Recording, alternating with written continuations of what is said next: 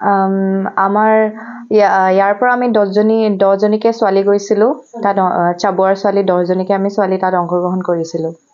কেনেকুৱা লাগিলে? বহুত বেছি ভাল লাগিলে তাত গৈ কেনে। চবচে বেছিতো আমি সোণালী মন্ত্ৰী গোহাঁই বাইদেউক ধন্যবাদ জনাব বিচাৰিছোঁ।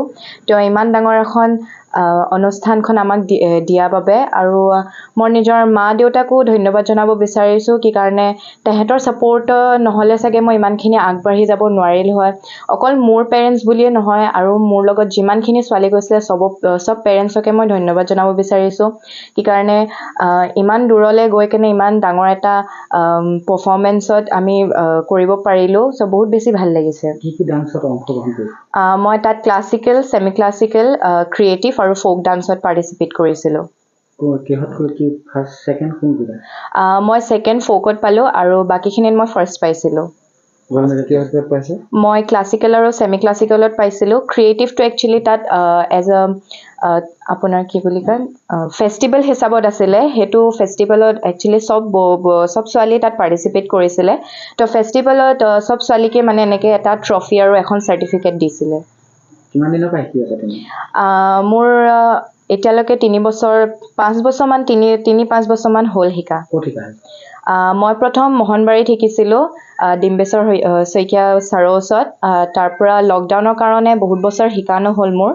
তাৰপাছত এতিয়া মই চাবুৱাত পৰিণীতা বাইদেউৰ ওচৰত আৰু সোণালী মন্ত্ৰী গোহাঁই বাইদেউৰ ওচৰত শিকি আছোঁ।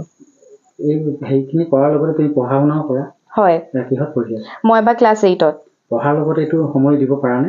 হয়, মই সময় দিব পাৰোঁ। সদায় দেওবাৰ আৰু শনিবাৰটো মই সদায় ডান্সক সময় দিওঁ, আৰু বাকীখিনি নিজৰ পঢ়াখিনিত সময় দিওঁ। এতিয়া ভৱিষ্যতৰ পৰিকল্পনা এতিয়ালৈকে ভালকৈ একো জনা নাই, কি কাৰণে মোৰ পঢ়াখিনিতো আগবাঢ়ি গৈছে আৰু ডান্সতো আগবাঢ়ি গৈছে। এতিয়ালৈকে ভালকৈ ক'ব পৰা নাই কি কৰোঁ। আচলতে অতি সৌভাগ্য বুলি ভাবিছোঁ, কাৰণ ইমান ডাঙৰ এখন সোণালী মন্ত্ৰী ডাঙৰীণ বাইদেৱে আমাক ইমান ধুনীয়া এখন মঞ্চ দিলে, আৰু অকণমান হ'লেও যেন ইমানখিনি কষ্ট অকণমান হ'লেও যেন ফল লাভ কৰিছোঁ, সেইটোৱে ভাবিছোঁ। আৰু আগলৈ যেন তাই আগবাঢ়ি যায়, সকলোৱে মৰম আশীৰ্বাদ বিচাৰিছোঁ। সদায় যেন আপোনালোকে এনেকৈ মৰম দি যায়, আশীৰ্বাদ দি যায়, সকলোকে ধন্যবাদ জ্ঞাপন কৰিছোঁ। আৰু লগতে যোৱা চাবুৱাবাসীৰ যিখিনি মৰম কালি পালোঁ, সেইখিনিও অতি ভাল লাগিল। আৰু লগতে অকল তাই বুলিয়ে নহয়, চাবুৱা প্ৰায় আমি 10-12জনী ছোৱালী গৈছিলোঁ, লগতে পিতৃ মাতৃও গৈছিলে। তেওঁলোকেও আচলতে গোটেইখিনিৰ প্ৰচেষ্টাত আচলতে ইমান দূৰ গৈ, ইমান দীঘলীয়া যাত্ৰাত গৈ তাত অংশগ্ৰহণ কৰি, অকল অসমৰে নহয় প্ৰত্যেকখন ৰাজ্যৰ পৰাই আহিছিলে। ৰাজস্থান, বানাৰস, ৰাঞ্চি, তাৰপিছত নাগপুৰ, বহুখিনি অংশগ্ৰহণ কৰে। প্ৰায় আমি আচলতে 27-28 তাৰিখে হৈছিলে, আমি 27 তাৰিখে কৰা দিনাখন প্ৰায় 300-350মান ল'ৰা ছোৱালীয়ে তাত প্ৰতিনিধিত্ব কৰিছিলে তাত। কিন্তু আমাৰ অসমৰ যিখিনি আমি গৈছিলোঁ, আটাইতকৈ সৰ্বাধিক আচলতে প্ৰাইজ পাবলৈ সক্ষম হৈছিলে। আচলতে এইখিনিৰ পৰা চাবুৱালৈ যথেষ্টখিনি দূৰ। মই কেতিয়াবা স্কুটি লৈ যাওঁ, কেতিয়াবা স্কুটি বাহিৰত থৈ পেলাই আকৌ বাছত যাওঁ। আহোঁতে প্ৰায় ৰাতিয়ে হৈ যায় মোৰ, আকৌ আহি ঘৰৰ কাম বনখিনি থাকে। হ'লেও তাই যেতিয়া নেকি এইটোত ইচ্ছা কৰে, নৃত্যটোত আচলতে তাই খুব ইচ্ছা শিকিবলৈ, সেইকাৰণে মই তাক মানে আগবঢ়াই নিবলৈ বিচাৰিছোঁ মানে, আৰু সেইকাৰণে তাইৰ কাৰণেই মই এইখিনি কষ্ট কৰিছোঁ। মানে বাকীকেইটা দিনত পঢ়া নিকাবোৰ চলি যায়, আৰু শনিবাৰে দেওবাৰে দিনটো মানে তাই নৃত্যৰ লগতে যিহেতু ভাল পায়, সেইকাৰণে শনিবাৰে দেওবাৰে দিনটো তাইক মই নৃত্য ক্লাছলৈ লৈ যাওঁ। তেনেকৈ শিকি আছে, আৰু চাওঁ আগলৈ কিমান দূৰ আগবঢ়াই ল'ব পাৰোঁ। আপোনালোকৰ আশীৰ্বাদ পালে চাগে নিশ্চয় আৰু আগবাঢ়ি যাব পাৰিব। এইটো অতি মানে মই ক'ব পৰা নাই ভাষাৰে, খুব আনন্দিত হৈছোঁ। তাই ইমান দূৰত গৈ কেনে এটা ভাল পাৰফৰ্মেঞ্চ কৰি আহিলে, আমাৰ মাক দেউতাকৰ লগতে এইটো অঞ্চলৰ এটা সুনাম কঢ়িয়াই আনিলে।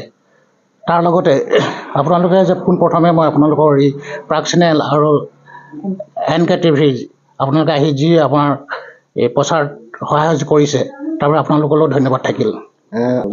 অভিভাৱক হিচাপত মই অভিভাৱক হিচাপে তেওঁলোকক কওঁ যে তেওঁলোকে মোবাইলটোৰ আজিৰ যুগত দৰকাৰ হৈছে, কিন্তু তথাপিতো মোবাইলত বিশেষ গুৰুত্ব নিদি আজিকালি ল'ৰা ছোৱালীবিলাকে, মই এটা দুৰ্ভাগ্যৰ বিষয় যে ল'ৰা ছোৱালীবিলাকে আজিকালি কালচাৰেল যিবিলাক সত্ৰীয়া নৃত্য, সৃষ্টিশীল নৃত্য, এইটো বিষয়ত বহুত কিছুমান জেগাত পিছ পৰি আছে।